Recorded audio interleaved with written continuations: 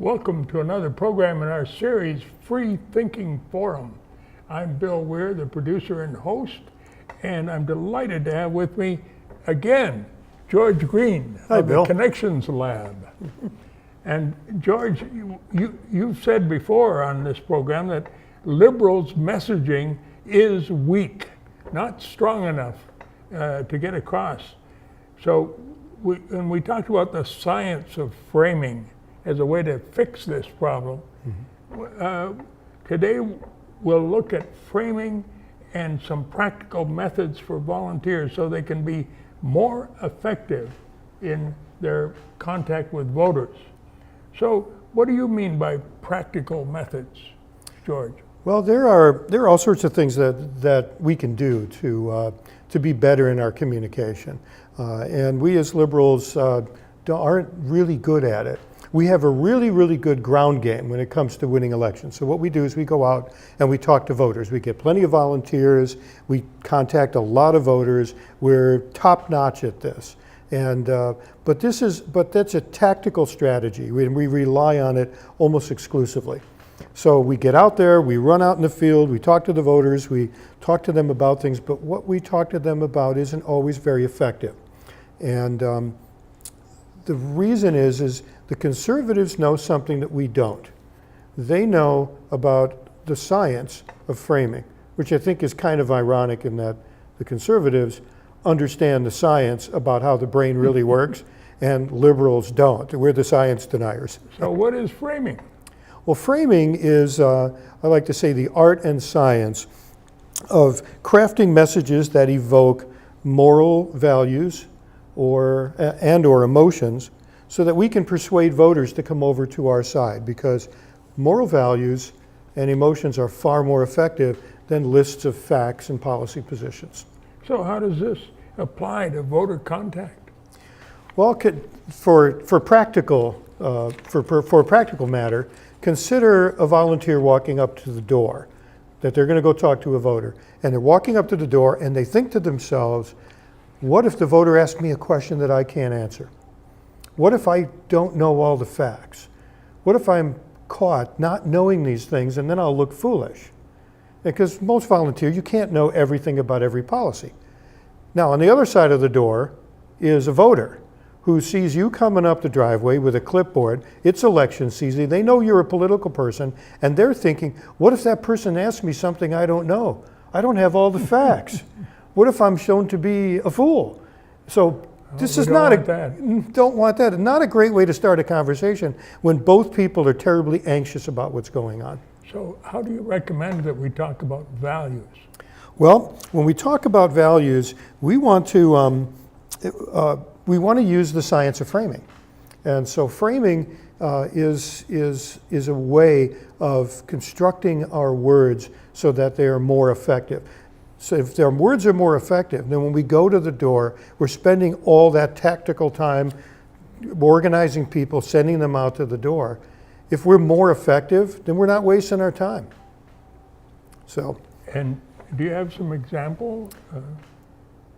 Yeah, like what framing is? The restaurant? Yeah. I think you told me. Yeah, we were talking about that before. Frames are like little stories. These exist in your brain, and they're in actual brain cells. So in the brain cells, there are encoded little stories about things, about everything you know about. So there are frames for how to ride a bicycle. There are frames for what democracy is.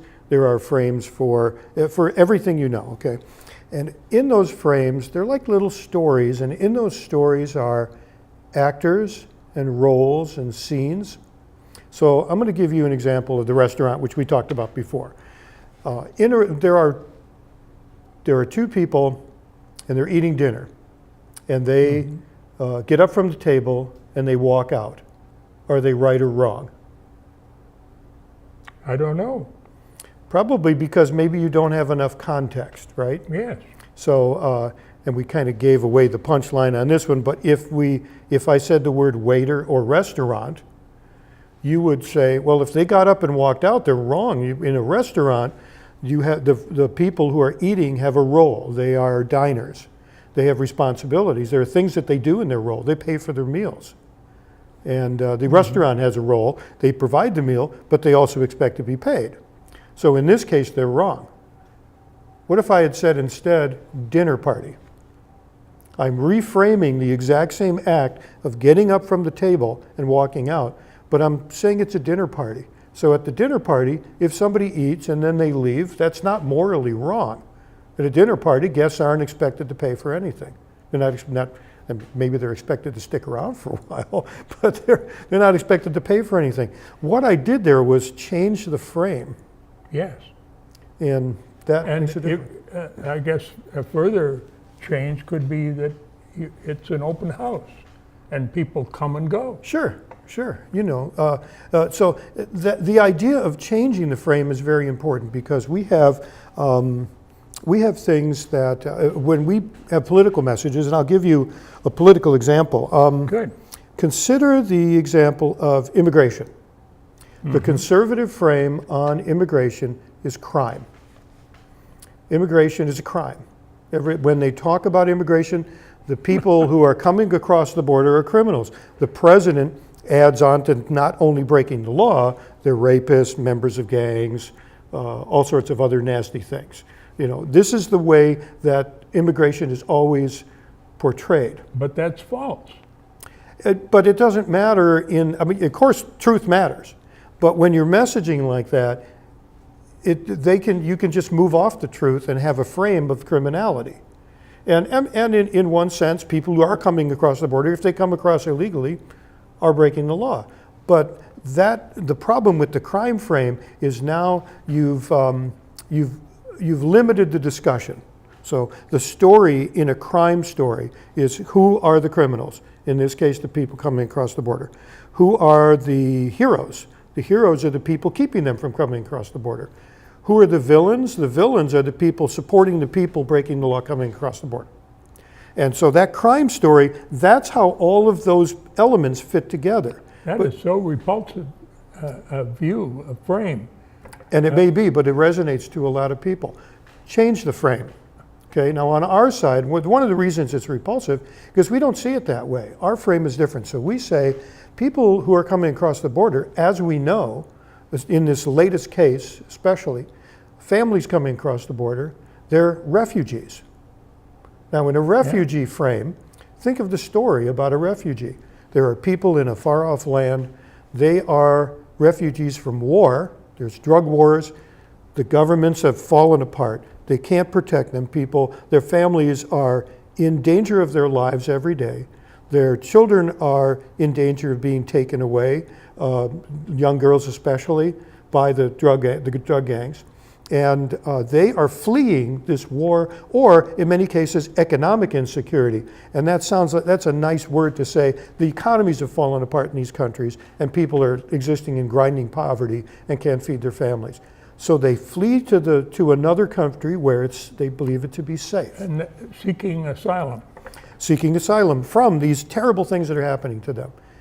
If we look at them as refugees, how does a refugee story? Now all of a sudden, this story at the point they cross the border, these people are refugees. Mm-hmm. The heroes are the people who are saying, you're refugees, we're going to give you asylum, or at least we will treat you well when you get across this border because we know what you've been through. And then the villains in this are the people who are taking the refugees, separating those families, basically kidnapping the children, holding them off, and many of whom may not ever be reunited with their parents. Mm-hmm. The frame of refugee has a different story with different possibilities and things that can't happen in that. It's totally different than the crime frame. And so that's what I mean by reframing. And this is why picking our words is very, very important. If you change the frame, it helps other ideas be possible within that frame. Yes, here's a great. Change the frame, change the story. Exactly, change the frame, change the story, and here's something else that becomes possible in a story about refugees. You can ask, why are they coming here? You talk about the countries and they're falling apart. So the solution in our case, in the refugee frame is, and especially with liberals, because we tend to look at systemic causes for things. So we say, what's going on in those countries? Is there anything we can do so that those countries function better, so that people will stay there? What can we, and the United States has traditionally over time tried to help. They haven't always helped, but we have certainly looked at that as a solution. On the conservative side, conservatives tend to see direct causes. So think about in the criminal frame, the people are coming across the border, the criminals are coming across the border. What do you do to stop them? You build a wall. The direct cause, they're seeing people coming across, they're illegal, so we will put a wall up to keep them from coming in. I'm glad there wasn't a wall when I was an immigrant. You were an immigrant? Yes. I did not know this. Yes. Where did you come from? Canada. Canada. They let me in. Well, you didn't get far. you got to the part of Canada that's in the United States here in Minnesota. Yes, I didn't need to go far. No. Well, great. You still have land up there? We may need to go there. Oh. Well, I hope not. But let's get back to framing. Sorry. The computer lab, I sense, helps people learn about framing. And Yes. how do they do? How do you do that? Well, at Have some Connections courses? Lab, we started this whole thing because what I saw out there were volunteers coming in to do door knocking and phone calling, and they were unprepared to do it. And the people who were giving them walk sheets, which everybody knows the walk sheets and the scripts are terrible. And so the campaign staffers didn't know how to write good scripts. So we're sending people out to do this, and I'm going, I just don't see how this can be effective. And so all of what we do is focused not at the top so much as it is focused on the volunteers and finding ways that regular people can learn things to do to be more effective when they talk to voters. And many of these volunteers will show up knowing nothing of all this. That is correct. They'll show. Is there anything that campaigns can do to help raw volunteers learn to frame? Absolutely. The raw volunteers are what I call raw volunteers. They're people who show up about this time we're speaking in August, about 3 months to Election Day. They're people who aren't active other times. They're not very well versed in techniques such as framing. And they come in to do their volunteering. And the campaign staff generally are people who are hired in the spring and have a lot to do and don't know these things. So a practical thing you can do, something without doing any framing training at all, is there is a list of values that you see up on the screen. And on this list, these are core liberal values. Probably the two most important are the ones at the top, empowerment and protection. And you can think of just about any issue, and you can find empowerment and protection behind the way liberals look at things. In fact, that also happens to be, empowerment and protection happen to be the two things that liberals believe is the responsibility of government. That government can be used as a tool to empower people and protect people. So, for example, we look at education. And in education, we may want to support a school levy because we believe that to have a school levy pass, we now are giving, as citizens, we are making sure that our students are given the opportunity to do well. In fact, one of those, a lot of the school levies revolve around pre-K. And so the pre-kindergarten learning is something that will prepare students for the future. Spending that money is a great investment, another good word. And that investment allows kids that aren't yet in kindergarten to be prepared to start learning once they hit it. In effect, we're expanding our schools to be larger than, we're not wait so long to start educating kids. Start them early. The Federal Reserve Bank did research on this and Art found Rolnick. truly that has a big payoff. So we say it's a moral value to make sure that we fund these because every kid who gets pre-K is going to learn better in school throughout their career. We will create students who we are empowering those students to be the best they can be, which then they become citizens that make our country stronger because of it. Those kind of frames that we talk about, opportunity and empowerment and success works into that. All of these are core liberal values that we want to talk about. You notice we didn't say any facts in there. We're not really focusing on the policy, the exact policy. We're not doing little nitty-gritty parts of the policy. We're talking about why we care about this. And that's the important part. Well, what about campaign staff and the more experienced volunteers? The campaign staff can spend a little bit more time on this, and they really should. For example, we have an online course, and the online course allows them to dig a little deeper, and they can learn a little more about it. I think they'll be better prepared to talk to volunteers if they do. And what's that called? The course is called How to Frame Winning Liberal Messages. It takes about an hour or so to go through the course. You can do it at your own pace, so even if you're a campaign staffer or an experienced volunteer or a candidate, you can spend a little bit of time and do a module here, a module there, but the whole total is about an hour, and you will learn a lot more about what framing is. Very importantly, you'll also learn about things you shouldn't do, because we do all sorts of things that we shouldn't do when we communicate, one of which is we tend to use the conservative frames, like the criminal frame. We stay in it. Now, I've heard that George Lakoff is an authority, kind of a guru in this matter of framing. Yes. What does he have to say about your course? Well, he's been very gracious. We ran our course outline and script, the whole script, past him, and he loved it, and he said that the Connections Lab offers an excellent introduction to framing for progressives, which I thought was very nice of him.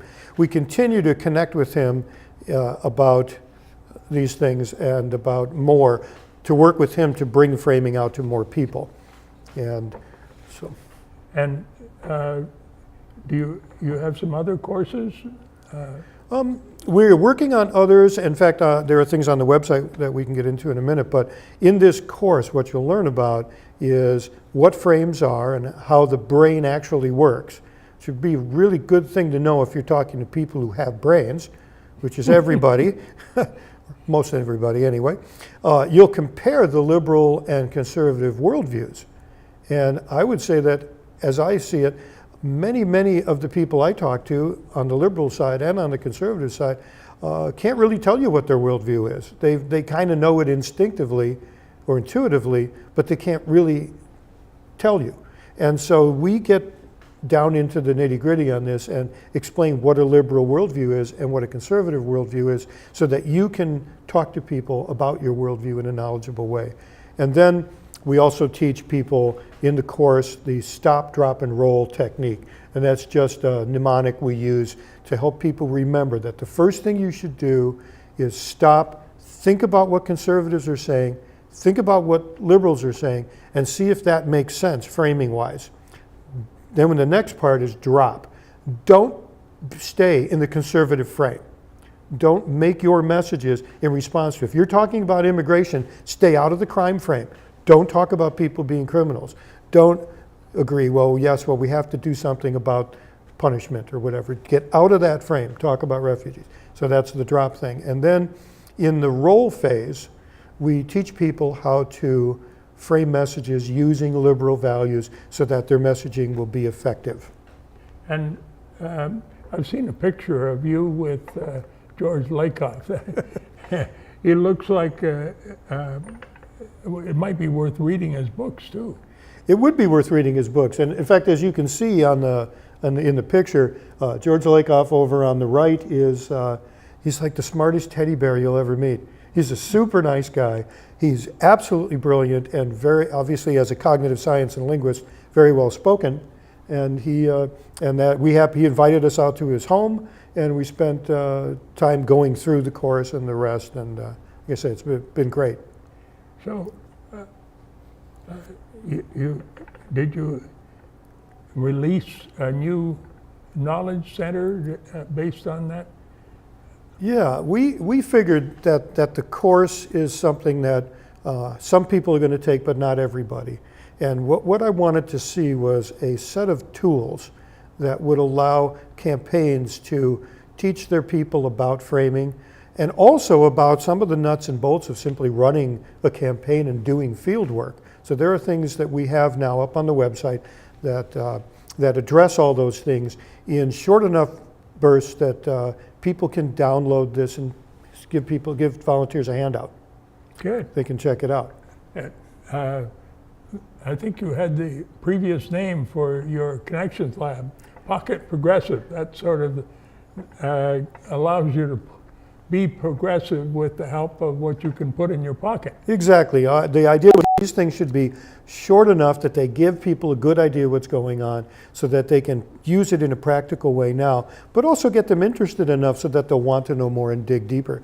And so there's a bunch of sections. We can go through those. So how do you, what kind of questions do the new volunteer have? Well, the new volunteer is in a particular pickle because they show up to this organization that's already running. And so, for example, on the screen where you see one of the first questions is people are kind of wondering what they're doing there. They know they want to be active, especially now. Many people see Trump and the current Republican Party as being very dangerous. So they're there and they know they want to do something, but not exactly sure what. And then they also are going to meet a bunch of people. So who are these people they're going to meet? We list all those people out, give them a way to think about those people and know who they're going to meet, which can be anywhere from a campaign staffer to a candidate for president. And you know, being politically active, once you're politically active, it's really easy to meet all those people. That's happens. right. And then they even talked me into being a candidate one time. Oh my gosh. And I got elected. Yeah, nice. Commissioner. Commissioner. Yeah. All right, then I'll not only call you Reverend, I'll call you Commissioner from now on. Okay. Okay. And there were some other things, as people saw on the screen, for the new volunteer, all designed to help the new volunteer see how they may fit in to what's going on. So that's the first group of things we have. And in field work, we talk about getting started with voter contact. A lot of people don't know what's involved in that. So how do you get started doing that? You need to understand the different kinds of voters you'll run across. If you're going to run across strong Democrats, you'll also run across strong Republicans and independents and people in between. And we go through the kinds of voters there are that really help you. And then there are voter contact phases. And so the phases we start with there's the voter identification where we're just gathering data. There's the voter persuasion phase where we're actually trying to bring people to our side. And then there's get out the vote, which is what we do to just get people to go vote. We don't persuade. And then the fourth kind is long-term communication, where between elections we're doing everything we can to talk to voters about who we are. Yeah, that sounds like a very sensible approach to the different phases of the political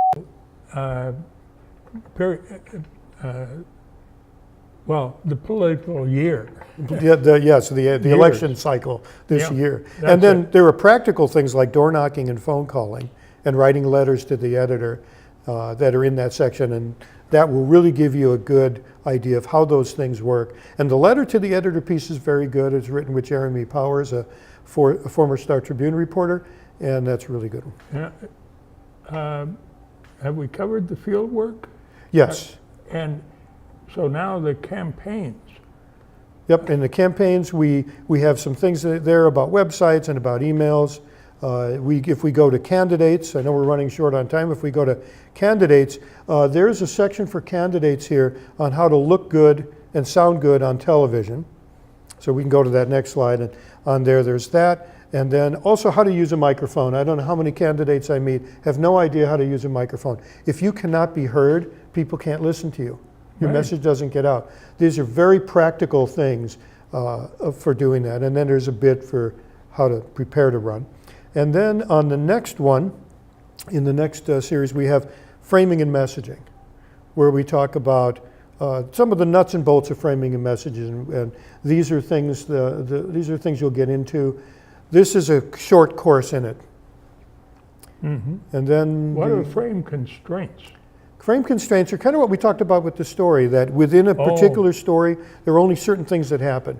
If you're flying a plane, the pilot flies, you don't. Mm-hmm. There are things on the plane, there's passengers and food, there aren't elephants. Plane's not going to land on the moon. So those are constraints. And then we get into issue framing. Issue framing. In issue framing, we try to hit topical issues. I have some examples up there, and one of them, you can see these up there. Framing Trump's family separation policy. Oh no. Yeah. And framing Trump's disaster in Europe. That was a disaster. It was. Just truly embarrassing, I think, to You all bet. Americans. And scary. And then the last Yes. one, Republicans and the Republican president. Yeah. That one is particularly interesting. One thing that we don't do as liberals, we don't tie Republicans to Trump. Trump is a result. He is not a cause. When we see Really? the things that Trump does, we think that Trump is a cause of all of this. Starting almost 40 years ago, there has been a very well-funded effort on the Republican side to create messaging, a lot of which has been to distract. For example, Fox News is not new. They were around long before Trump. Rush Limbaugh, Alex Jones, Glenn Beck, and all the conspiracy theories and all of the weird stuff those guys have been pushing, they've been pushing long before Trump came on the scene. Mm-hmm. All that stuff that wasn't true, continues to be untrue if you watch Fox News, all of that stuff worked really well to get Republicans elected, and the Republican Party did nothing to disavow that. You didn't see Republican lawmakers say, well, don't listen to Fox News, they're lying about things. Don't listen to Rush Limbaugh or Glenn Beck or Alice Jones because the conspiracy theories are not true. You didn't see, every once in a while, you'd see a guy like John McCain when he told that one woman in a town hall, no, I'm sorry, I have to stop you. Obama is not a Muslim terrorist. Obama is a good man. That is rare. That was a shocking thing to hear from somebody on the Republican side, because for so long, that's what they pushed. So what my fear is that we're going to have the Republicans who've now turned from Trump, which is a very, very good thing. The Republicans who've turned from Trump may be seen as the ones who save us from him. And we're going to be right back where we are, because that whole concept of being okay with getting messages out there that aren't true and that talk about conspiracy theories and make people afraid and make them intolerant of other people, those messages are what brought us Trump. Those messages are what got us here. And until the Republican Party understands that, even the ones especially who are turning from their own party right now, until they understand that they had a part in causing this, that's a problem. And that's why the article you showed me from the Atlantic. Yeah, the current issue of Atlantic. Where you're seeing Republicans, some Republicans now are saying, do not vote for Republicans, you must vote Democratic, it's the only way to stop Trump and what's happened. And that's great. They also need to own up to the fact that they helped create him. He's their Frankenstein monster. He didn't just appear out of nowhere. Well, so that's why we need to connect Trump with Yeah. Republicans at every single moment. And the writers of that, in their work, have tried to maintain a nonpartisan point of view, and in all their writing. But now they say very explicitly, vote Democratic because the Republican Party is in Trump's back pocket. That's true. Well, I know our time is short. I can say that the Connections Lab, you can go to the Connections Lab website, and that has all of this information on it. People are welcome to use what's there. There's also a link to sign up for the online course, and we also do workshops, which we're not doing now because candidates don't like it when we take 40 people out of the field After for 3 hours. the election. Yeah, after the election, we'll start the workshops again. And we've done Okay. those all over the state and in Michigan, and we'll be traveling some more. Thank you, George. Thank you, Bill. This has been very informative. I think you'd agree. It's always a So, pleasure. Thank you for tuning in.